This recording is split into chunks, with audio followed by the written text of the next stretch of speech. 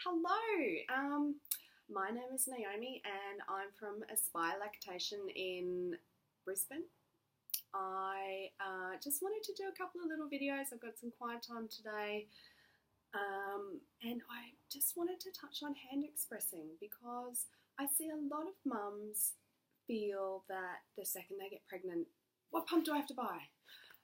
And my kind of thought is that if you don't need to buy a pump, don't. You have these things called hands and you can hand express. I often say to mums that don't pump, if you have to pump, don't pump in the early days, use your hands instead because you're going to lose special amounts of milk that will get caught up in the valves and things like that, and it's also a bit more gentle on your body. I prefer that, the mums do hand expressing until their milk volume picks up enough that they can use the pump. And they're the mums that are having to express because their baby's not well, they're separated from their baby, the baby might be premature, or they're not latching. So there are lots of videos on the net and not all of them are good. I kind of encourage mums to look at them if they can get someone to come and check their technique, or if they can get someone to come and just guide them. Mums can do it themselves, and the midwives or nurses can pop their hands over the top and just guide how deep to do the compressions when they're expressing. But you don't have to have people coming and milking you. You can do it yourself.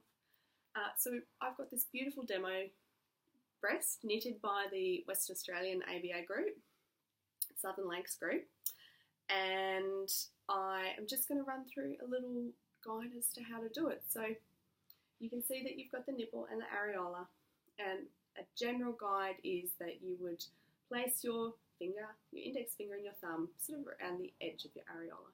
Now if your areolas are a lot bigger than this, or they're a lot smaller, you may find that you have to put them on the inside a little bit or on the outside more of that edge of your areola. You'll find that sweet spot.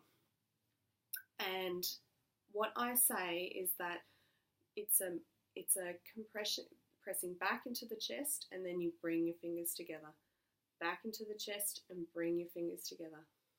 And as you'll get the hang of it, you'll eventually start seeing the milk beading at the end, or it might start shooting out, and you can collect it in a cup as you're expressing, or you can get a syringe and suck it up if they're smaller amounts, and that sometimes takes a little bit of help.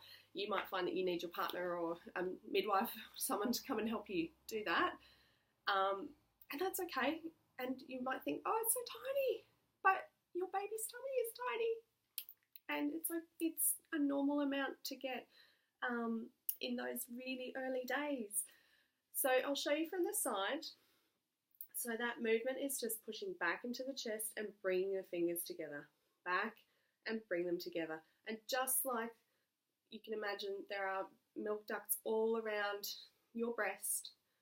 You move your hand around and you might concentrate on some different areas.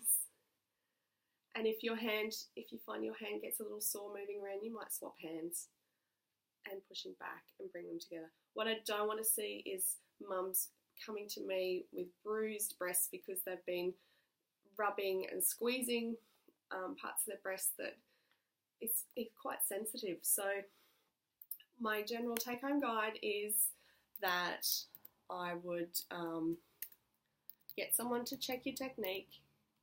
If you're still having trouble, then get an appointment.